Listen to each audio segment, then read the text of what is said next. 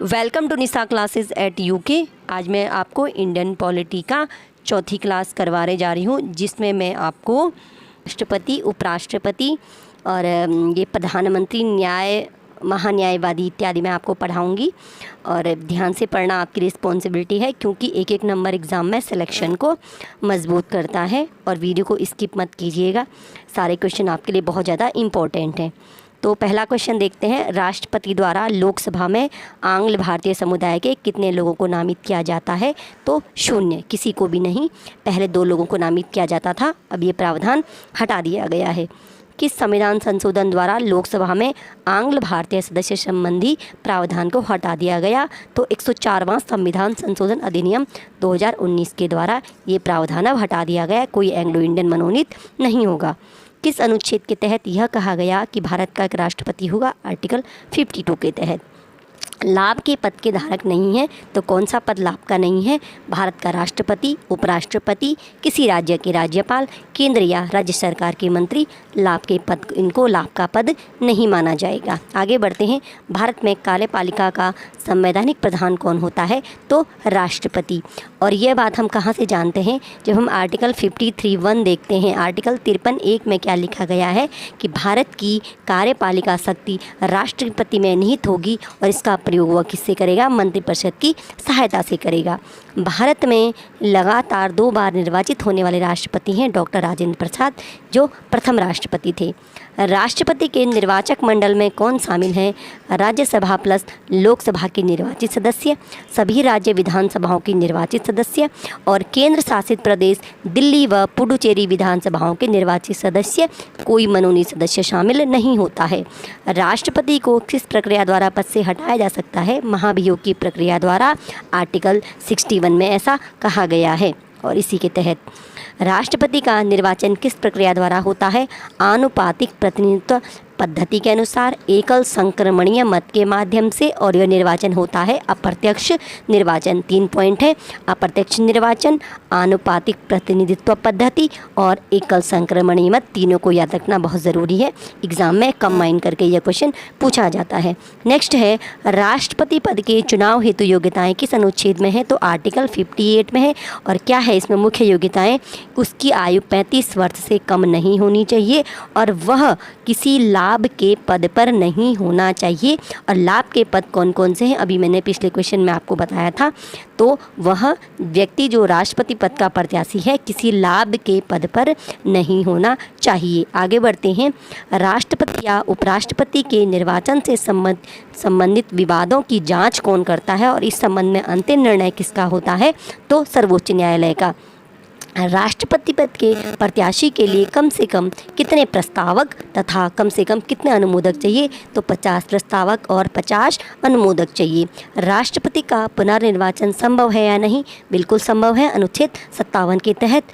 Next है, राष्ट्रपति कितने समय तक अपने पद पर रह सकता है? पद ग्रहण करने की तारीख से 5 वर्ष की अवधि तक रह सकता है। आगे देखते हैं, राष्ट्रपति अपना त्यागपत्र किसके समक्ष प्रस्तुत करता है? उपराष्ट्रपति के समक्ष या उपराष्ट्रपति को संबोधित करता है। अपना त्यागपत्र। राष्ट्रपति पर महाभियोग की प्रक्रिया का आधार क्या है? तो संविधान के अतिक्रमण के आधार पर राष्ट्रपति पर महाभियोग लगाया जा सकता है। राष्ट्रपति की क्षमादान की शक्तियाँ हैं, तो समाधान की शक्तियाँ हैं अनुच्छेद 72 के अंतर्गत और 5 प्रकार की हैं: क्षमा, प्रविलंबन, विराम, लघुकरण और परिहार। 5 याद कर लीजिएगा। क्या राष्ट्रपति मृत्युदंड को माफ़ कर सकता है? तो क्षमादान की शक्तियों के तहत ही राष्ट्रपति मृत्युदंड को माफ़ कर सकता है। अब नेक्स्ट क्वेश्चन देखते हैं। राष्ट्रपति को कितने प्रकार की वीटो पावर प्राप्त है? तो राष्ट्रपति को 3 प्रकार की वीटो पावर प्राप्त है: पूर्ण वीटो, निलंबित वीटो और पॉकेट वीटो। पूर्ण वीटो क्या है? यह विधेयक पर सहमति रोकने की राष्ट्रपति की शक्ति को उसका पूर्ण वीटो कहा जाता है। तो पूर्ण वीटो को आप बुक में कहीं देखेंगे तो इसे निरपेक्ष वीटो या आत्यंतिक वीटो भी कहा जाता है। ध्यान दीजिएगा, निरपेक्ष वीटो, पूर्ण वीटो या आत्यंतिक वीटो तीनों एक ही होते हैं। और इसका मतलब होता है कि राष्ट्रपति ने विधेयक को स्वीकार नहीं किया है या अस्वीकार कर दिया है, विधेयक पर अपनी सहमति नहीं दी है या विधेयक को अस्वीकार कर दिया है। दूसरा है आपका निलंबित वीटो, यानी विधेयक को विचार के साथ या बिना विचार किए संसद को लौटा देता है। और इसमें हम यह भी कह सकते हैं कि पुनर्विचार के लिए संसद को लौटा देता है। और लास्ट है पॉकेट वीटो, विधेयक पर कार्रवाई न करने की राष्ट्रपति की शक्ति पॉकेट वीटो कही जाती है।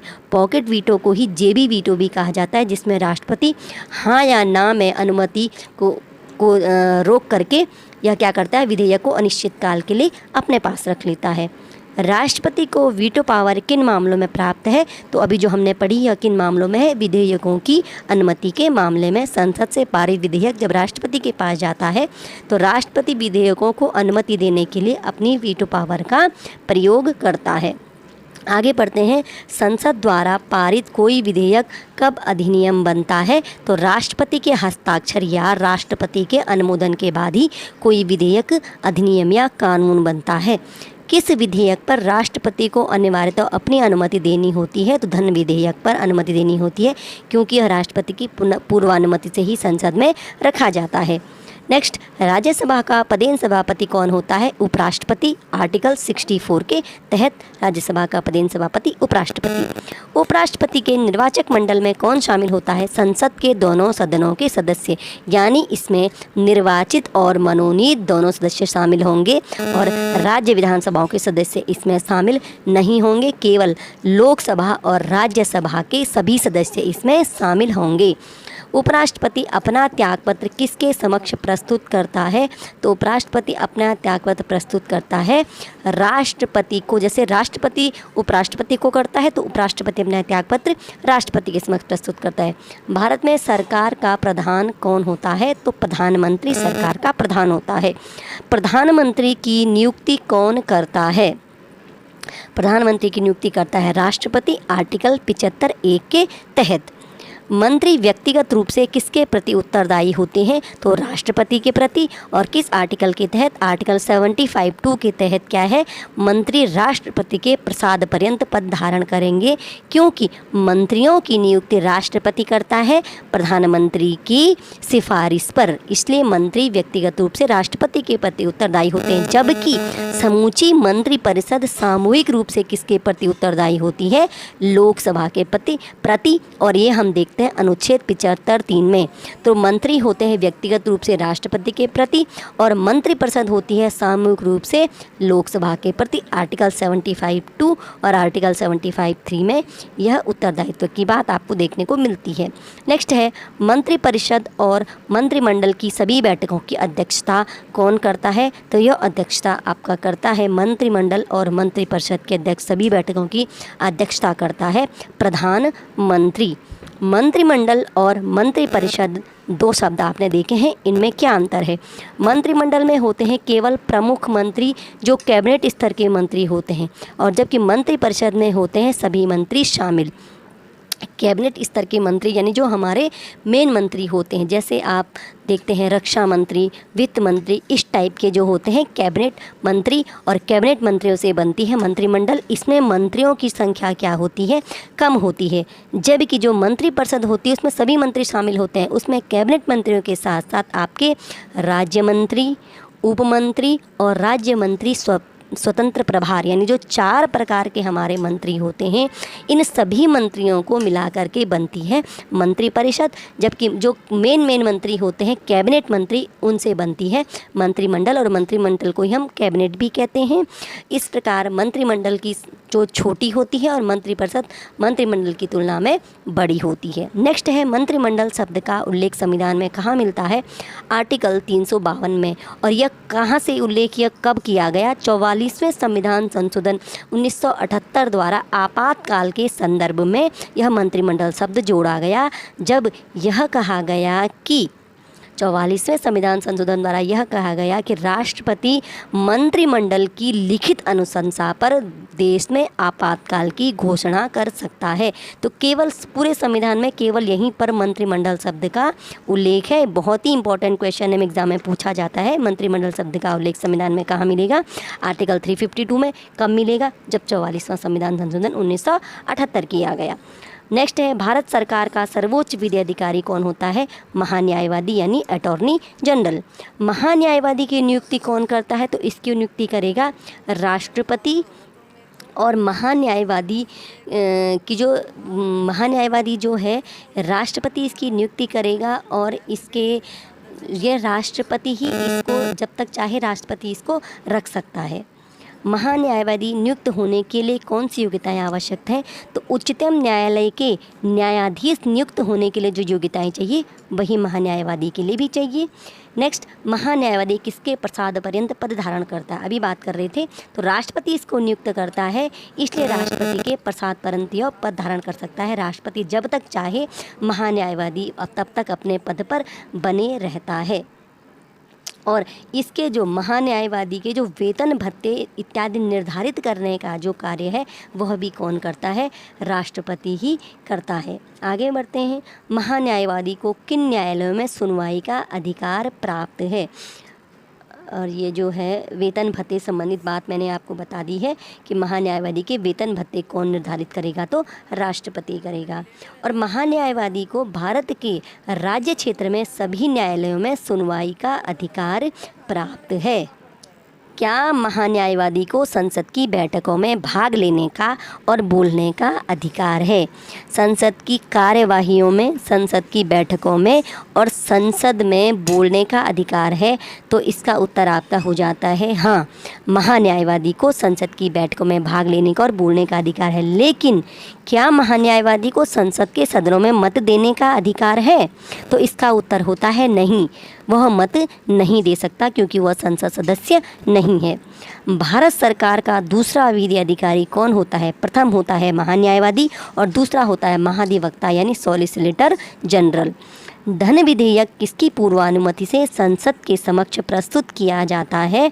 तो अभी मैं आपको जब वीटो पावर बता रही थी उसके बाद मैंने आपको बताया था कि किस विधेयक पर राष्ट्रपति अपनी अनुमति नहीं रोकता है, तो वह धन विधेयक है। क्यों? क्योंकि धन विधेयक राष्ट्रपति की पूर्वानुमति से संसद के समक्ष रखा जाता है। नेक्स्ट क्वेश्चन, भारत में क्या किसी राष्ट्रपति को महाभियोग की प्रक्रिया द्वारा हटाया गया? नहीं, अभी तक किसी को भी नहीं। राष्ट्रपति को शपथ कौन दिलाता है? भारत का मुख्य न्यायाधीश, यानी जो हमारा सुप्रीम कोर्ट, सर्वोच्च न्यायालय, उच्चतम न्यायालय है, तो उच्चतम न्यायालय का मुख्य न्यायाधीश है वह राष्ट्रपति को शपथ दिलाता है। राष्ट्रपति किसकी सलाह पर कार्य करता है? तो राष्ट्रपति कार्य करेगा मंत्रिपरिषद की सलाह पर। अब आगे देखते हैं, किस संविधान संशोधन के तहत मंत्रिपरिषद की सलाह राष्ट्रपति के लिए बाध्यकारी है? तो 42वें संविधान संशोधन 1976 के तहत मंत्रिपरिषद की सलाह राष्ट्रपति के लिए बाध्यकारी। लेकिन उसके बाद 44वें संविधान संशोधन 1978 में क्या बोला गया कि मंत्रिपरिषद की सलाह को राष्ट्रपति पुनर्विचार के लिए प्रेषित कर सकता है। लेकिन एक बार उसके बाद जो विधेयक वापस आएगा राष्ट्रपति को अपनी अनुमति देनी पड़ेगी। राष्ट्रपति द्वारा आपातकाल की घोषणा किस अनुच्छेद के तहत की जाती है? आर्टिकल 352 के तहत। नेक्स्ट अब देखते हैं, संसद के सत्र को बुलाने यानी कहीं पर इसे आहूत करने, सत्र को बुलाने यानी आहूत करने, प्रत्येक आम चुनाव के बाद लोकसभा के प्रथम सत्र और प्रत्येक वर्ष के प्रथम सत्र को संबोधित करने का कार्य कौन करता है? राष्ट्रपति। तो संसद के सत्रों को बुलाने और 2 सत्र हैं, इनको संबोधित करने का कार्य कौन करेगा? राष्ट्रपति। संबोधित किसको करेगा? प्रत्येक आम चुनाव के बाद लोकसभा का प्रथम सत्र और प्रत्येक वर्ष का जो प्रथम सत्र है उसको राष्ट्रपति कौन करेगा? संबोधित और बुलाएगा। संसद के जितने भी सत्र हैं सभी सत्रों को बुलाने या आहूत कर कौन करता है? राष्ट्रपति करता है। राष्ट्रपति राज्यसभा में कितने सदस्यों को मनोनीत करता है? 12, जबकि लोकसभा में पहले 2 करता था, अब लोकसभा में किसी को भी मनोनीत नहीं करता है। और जो 12 सदस्य होते हैं वो कौन होते हैं? साहित्य, विज्ञान, समाज सेवा और कला। साहित्य, विज्ञान, कला तथा समाज सेवा से संबंधित जो उत्कृष्ट कार्य करने वाले व्यक्ति हैं, ऐसे 12 व्यक्तियों को राष्ट्रपति राज्यसभा में मनोनीत करता है। 5 जो विशिष्ट कार्य करने वाले, 4 किस अनुच्छेद के तहत राष्ट्रपति संसद के समक्ष वार्षिक वित्तीय विवरण को रखवाता है? आर्टिकल 112, जिसे हम बजट भी कहते हैं। राष्ट्रपति अध्यादेश कब जारी करता है? जब संसद का सत्र नहीं चल रहा होता है, तो आर्टिकल 123 के तहत अध्यादेश जारी करता है। अध्यादेश का प्रभाव कब तक रहता है? संसद सत्र शुरू होने के 6 सप्ताह तक अध्यादेश का प्रभाव रहता है। राष्ट्रपति किन विषयों पर अध्यादेश जारी नहीं कर सकता? राज्य सूची के विषयों पर। क्या उपराष्ट्रपति को राज्यसभा में मतदान का अधिकार है? नहीं है। और क्यों नहीं है? क्योंकि उपराष्ट्रपति राज्यसभा का सदस्य नहीं होता है, इसलिए वो राज्यसभा में मतदान नहीं कर सकता है।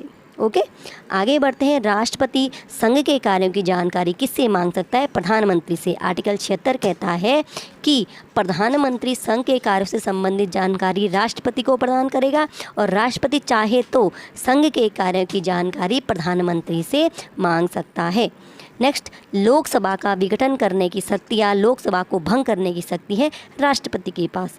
संसद के दोनों सदनों की संयुक्त बैठक कौन बुलाता है? राष्ट्रपति, और अध्यक्षता करता है स्पीकर यानी लोकसभा का अध्यक्ष। नेक्स्ट क्वेश्चन है, भारत में कौन से राष्ट्रपति को निर्विरोध चुना गया था? तो नीलम संजीव रेड्डी अकेले राष्ट्रपति हैं जो निर्विरोध चुने गए थे। लास्ट क्वेश्चन आपका है, राष्ट्रपति की मृत्यु या उसके पद त्याग की दशा में उसका कार्यभार कौन देखता है? वैसे तो वह 5 वर्ष तक अपने पद पर बना रहता है, उसके बाद चुनाव होते हैं, तब नया राष्ट्रपति बनता है। लेकिन अगर उससे पहले राष्ट्रपति की मृत्यु हो जाए या किसी कारणवश राष्ट्रपति अपना पद त्याग दे तो उस दशा में उसका कार्यभार देखता है उपराष्ट्रपति। तो आपको अगर हमारा वीडियो अच्छा लगता है तो आप हमारे वीडियो का PDF जो है वो हमने अपना टेलीग्राम चैनल डिस्क्रिप्शन में बताया हुआ है, वहाँ से आप PDF को डाउनलोड कर सकते हैं। और अगर आप हमारी वीडियो को पसंद करते हैं तो आपसे रिक्वेस्ट एक लाइक ज़रूर कीजिएगा। और अगर हमसे जुड़े रहना चाहते हैं, हमारे और वीडियोज़ देखना चाहते हैं तो हमारे चैनल को आप सब्सक्राइब भी कर सकते हैं। आपका बहुत बहुत धन्यवाद।